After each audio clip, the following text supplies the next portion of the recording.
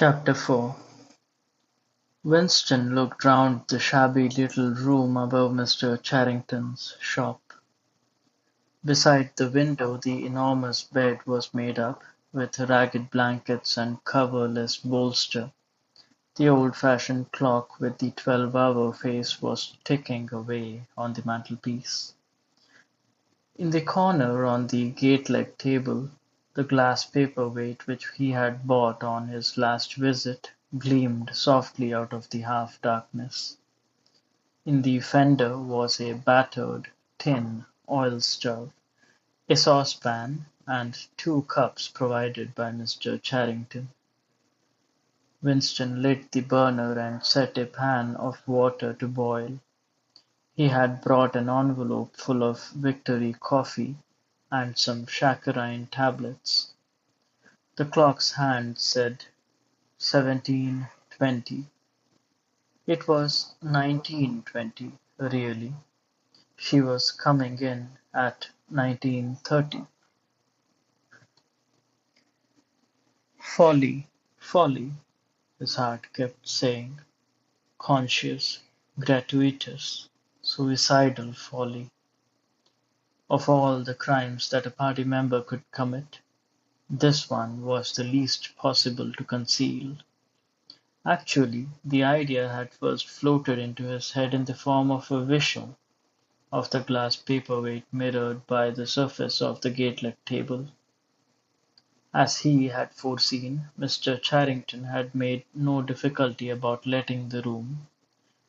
He was obviously glad of the few dollars that it would bring him, nor did he seem shocked or become offensively knowing when it was made clear that Winston wanted the room for the purpose of a love affair.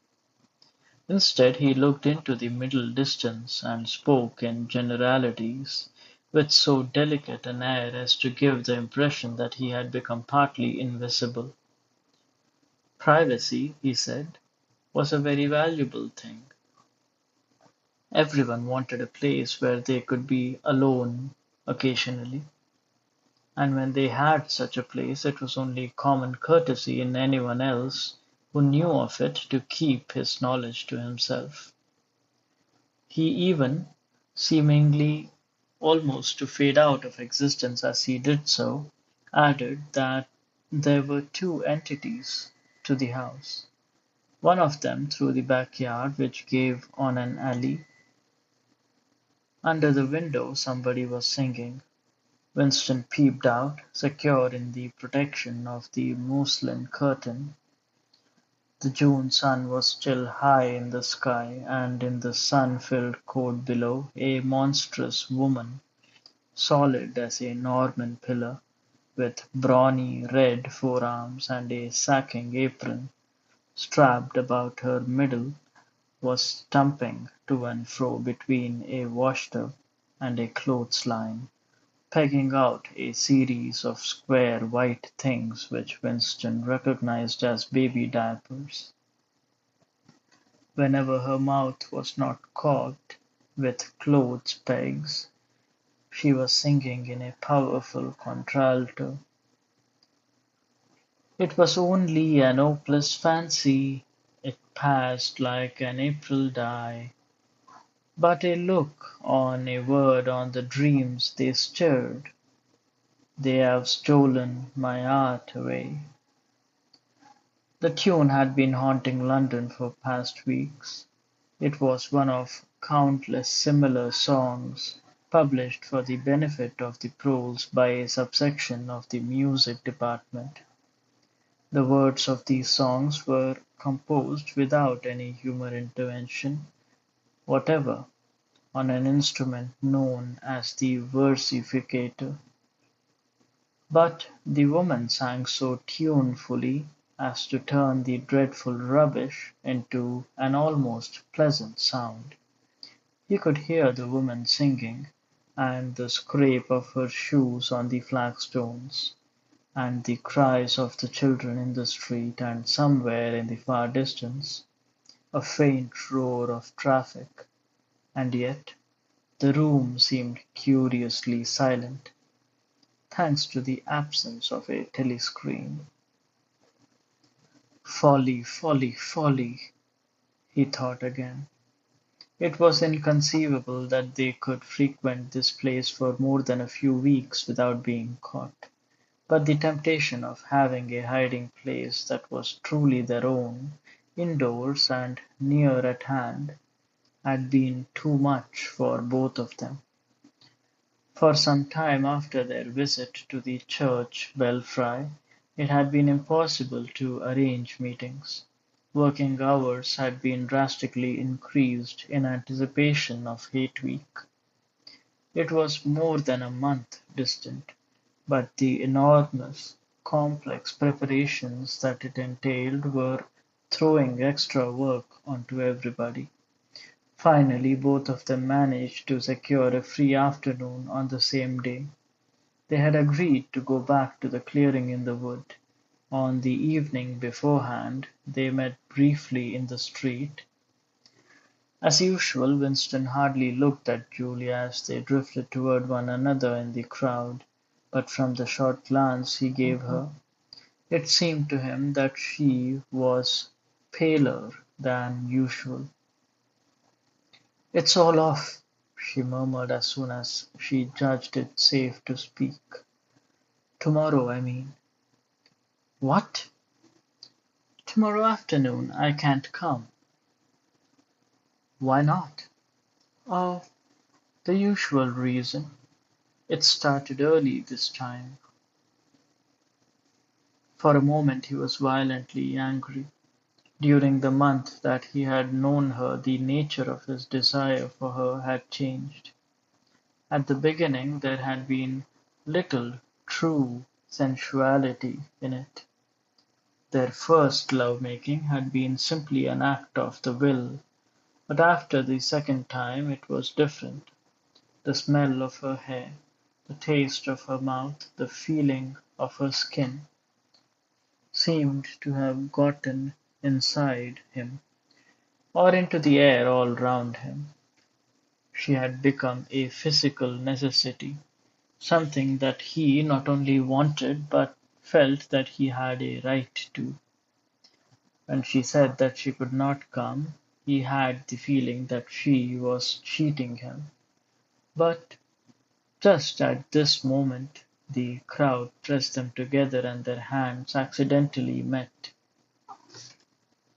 She gave the tips of his fingers a quick squeeze that seemed to invite, not desire, but affection. It struck him that when one lived with one woman,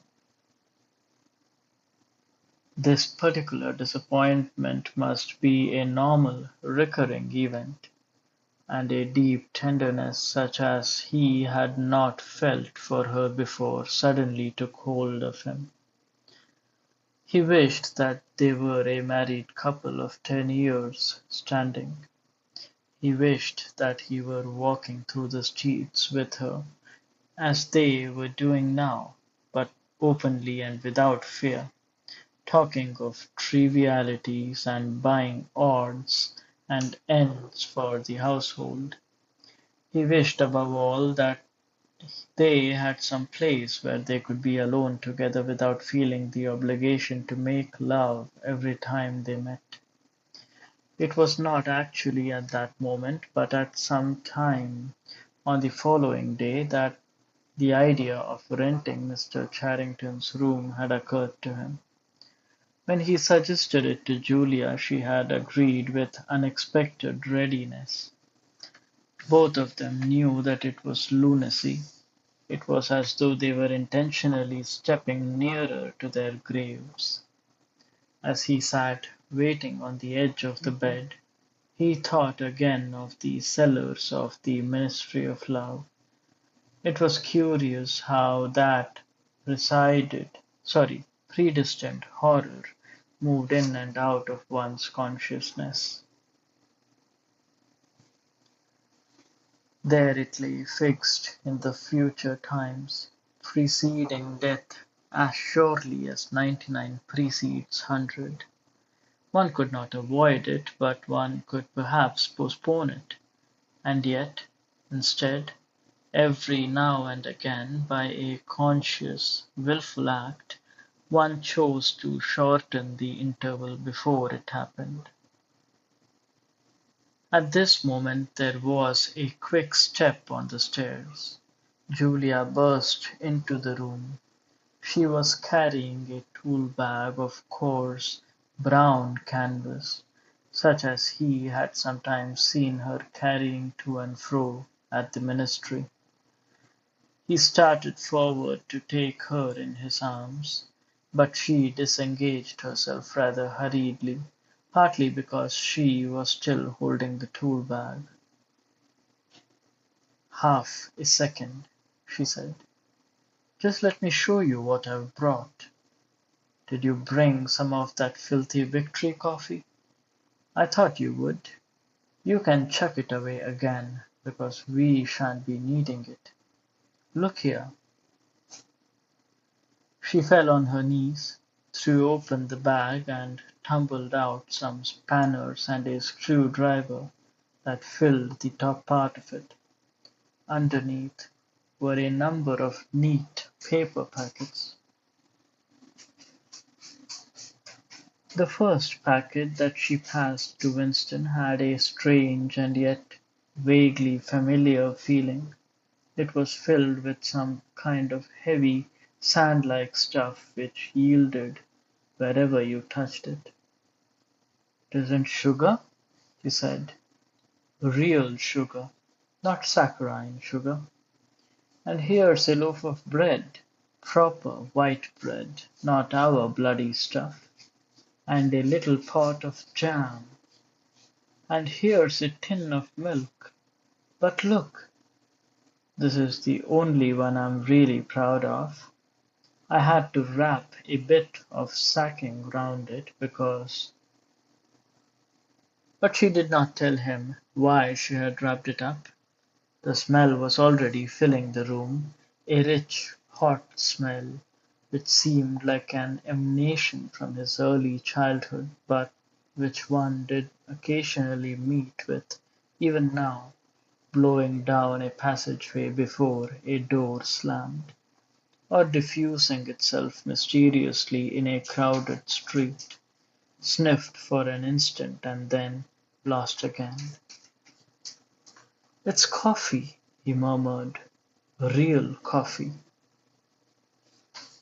It's inner party coffee. There's a whole kilo here," she said. "How did you manage to get hold of all these things? It's all inner party stuff. There's nothing those swine don't have, nothing.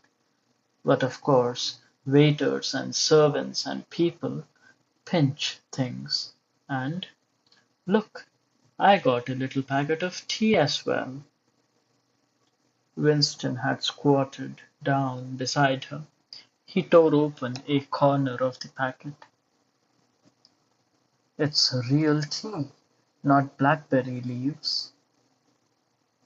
There's been a lot of tea about lately. They've captured India, or something," she said vaguely. "But listen, dear, I want you to turn your back on me for 3 minutes. Go and sit on the other side of the bed. Don't go too near the window, and don't turn round till I tell you." Winston gazed abstractedly through the muslin curtains. Down in the yard the red-armed woman was still marching to and fro between the washtub and the line. She took 2 more pegs out of her mouth and sang with deep feeling. "They say that time heals all things. They say you can always forget. But the smiles and the tears across the years, they twist my heartstrings yet." She knew the whole drivelling song by heart, it seemed.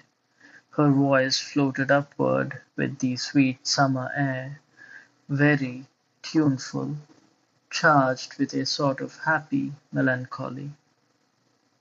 One had the feeling that she would have been perfectly content if the June evening had been endless and the supply of clothes inexhaustible, to remain there for 1,000 years, pegging out diapers and singing rubbish. It struck him as curious fact that he had never heard a member of the party singing alone, and spontaneously it would even have seemed slightly unorthodox, a dangerous eccentricity, like talking to oneself. Perhaps it was only when people were somewhere near the starvation level that they had anything to say about. "You can turn round now," said Julia. He turned round and for a second almost failed to recognize her. What he had actually expected was to see her naked, but she was not naked. The transformation that had happened was much more surprising than that. She had painted her face. She must have slipped into some shop in the proletarian quarters and bought herself a complete set of make-up materials. Her lips were deeply reddened, her cheeks rogued, her nose powdered. There was even a touch of something under the eyes to make them brighter. It was not very skilfully done, but Winston's standards in such matters were not high. He had never before seen or imagined a woman of the party with cosmetics on her face. The improvement in her appearance was startling. With just a few dabs of color in the right places, she had become not only very much prettier, but above all far more feminine. Her short hair and boyish overalls merely added to the effect. As he took her in his arms, a wave of synthetic violets flooded his nostrils. He remembered the half-darkness of a basement kitchen and a woman's cavernous mouth. It was the very same scent that she had used, but at that moment it did not seem to matter. "Scent too," he said. "Yes, dear, scent too. Do you know what I'm going to do next? I'm going to get hold of a real woman's frock from somewhere and wear it instead of these bloody trousers. I'll wear silk stockings and high-heeled shoes. In this room I'm going to be a woman, not a party comrade." They flung their clothes off and climbed into the huge mahogany bed. It was the first time that he had stripped himself naked in her presence. Until now he had been too much ashamed of his pale and meagre body, with the varicose veins standing out on his calves and the discolored patch over his ankle. There were no sheets, but the blanket they lay on was threadbare and smooth, and the size and springiness of the bed astonished both of them. "It's sure to be full of bugs, but who cares?" said Julia. "One never saw a double bed nowadays, except in homes of the pros." Winston had occasionally slept in one of his boyhood. Julia had never been in one before, so far as she could remember. Presently they fell asleep for a while. When Winston woke up, the hands of the clock had crept round to nearly 9. He did not stir because Julia was sleeping with her head in the crook of his arm. Most of her make-up had transferred itself to his own face or the bolster, but a light stain of rogue still brought off the beauty of her cheekbone. A yellow ray from the sinking sun fell across the floor of the bed and lighted up the fireplace, where the water in the pan was boiling fast. Down in the yard the woman had stopped singing, but the faint shouts of children floated in from the street. He wondered vaguely whether in the abolished past it had been a normal experience to lie in bed like this, in the cool of a summer evening, a man and a woman with no clothes on, making love when they chose, talking of what they chose, not feeling any compulsion to get up, simply lying there and listening to peaceful sounds outside. Surely there could never have been a time when that seemed ordinary. Julia woke up, rubbed her eyes, and raised herself on her elbow to look at the oil stove. "Half that water's boiled away," she said. "I'll get up and make some coffee in another moment. We've got an hour. What time do they cut the lights off at your flats?" 23:30. It's 23 at the hostel. But you have to get in earlier than that because. Hi, get out, you filthy brute. She suddenly twisted herself over in the bed, seized a shoe from the floor, and sent it hurtling into the corner with a boyish jerk of her arm, exactly as he had seen her fling the dictionary at Coldstream that morning during the 2 minutes hit. "What is it?" he said in surprise. "A rat. I saw him stick his beastly nose out of the wainscoting. There's a hole down there. I gave him a good fright, anyway." "Rats?" murmured Winston. "In this room?" "They're all over the place," said Julia indifferently as she lay down again. "We've even got them in the kitchen at the hostel. Some parts of London are swarming with them. Did you know they attack children? Yeah, they do. In some of these streets a woman daren't leave a baby alone for 2 minutes. It's the great, huge, brown ones that do it. And the nasty thing is that the brutes always. "Don't go on," said Winston with his eyes tightly shut. "Dearest, you've gone quite pale. What's the matter? Do they make you feel sick?" "Of all the horrors in the world, a rat!" She pressed herself against him and wound her lips round him, as though to reassure him with the warmth of her body. He did not reopen his eyes immediately. For several moments he had the feeling of being back in a nightmare which had recurred from the time to time throughout his life. It was always very much the same. He was standing in front of a wall of darkness, and on the other side of it there was something unendurable, something too dreadful to be faced. In the dream his deepest feeling was always one of self-deception, because he did in fact know what was behind the wall of darkness. With a deadly effort, like wrenching a piece out of his own brain, he could have dragged the thing into the open. He always woke up without discovering what it was, but somehow it was connected with what Julia had been saying when he cut her short. "I'm sorry," he said. "It's nothing. I don't like rats, that's all." "Don't worry, dear. We're not going to have the filthy brutes in here.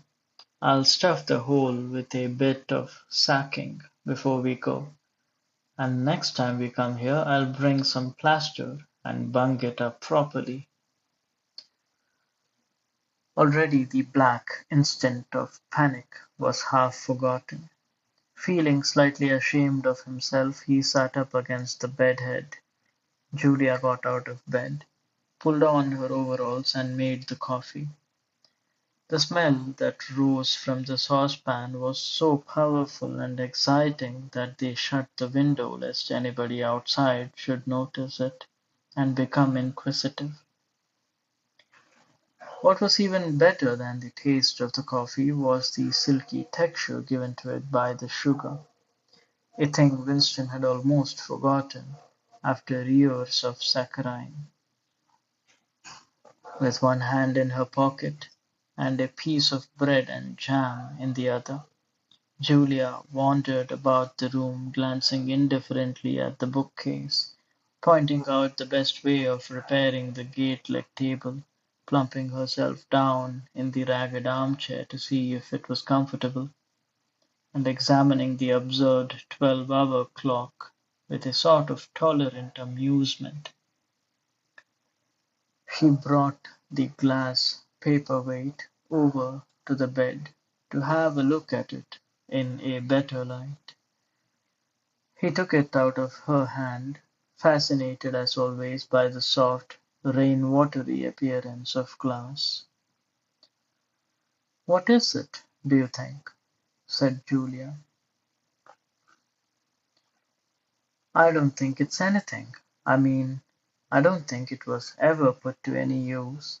That's what I like about it. It's a little chunk of history that they've forgotten to alter. It's a message from 100 years ago, if one knew how to read it." "That picture over there?" She nodded at the engraving on the opposite wall. "Would that be 100 years old?" "More. 200, I dare say. One can't tell. It's impossible to discover the age of anything nowadays." She went over to look at it. "Here's where that brute stuck his nose out," she said, kicking the wainscoting immediately below the picture. "What is this place? I've seen it before somewhere." "It's a church, or at least it used to be. St. Clement Danes its name was." The fragment of rhyme that Mr. Charrington had taught him came back into his head, and he added, half nostalgically, "Oranges and lemons, say the bells of St. Clement's." To his astonishment she capped the line. "You owe me 3 farthings, say the bells of St. Martin's." "When will you pay me, say the bells of Old Bailey." I can't remember how it goes on after that, but anyway I remember it ends up, "Here comes a candle to light you to bed. Here comes a chopper to chop off your head." It was like the two halves of a countersign. But there must be another line after "the bells of Old Bailey." Perhaps it could be dug out of Mr. Charrington's memory if he were suitably prompted. "Who taught you that?" he said. "My grandfather. He used to say it to me when I was a little girl. He was vaporized when I was 8. At any rate, he disappeared. I wonder what a lemon was." She added inconsequently, "I've seen oranges. They're a kind of round, yellow fruit with a thick skin." "I can remember lemons," said Winston. "They were quite common in the 50s. They were so sour that it set your teeth on edge even to smell them." "I bet that picture's got bugs behind it," said Julia. "I'll take it down and give it a good clean some day. I suppose it's almost time we were leaving. I must start washing this paint off. What a bore. I'll get the lipstick off your face afterwards." Winston did not get up for a few minutes more. The room was darkening. He turned over towards the light and lay gazing into the glass paperweight. The inexhaustibly interesting thing was not the fragment of coral but the interior of the glass itself. There was such a depth of it, and yet it was almost as transparent as air. It was as though the surface of the glass had been the arch of the sky, enclosing a tiny world with its atmosphere complete.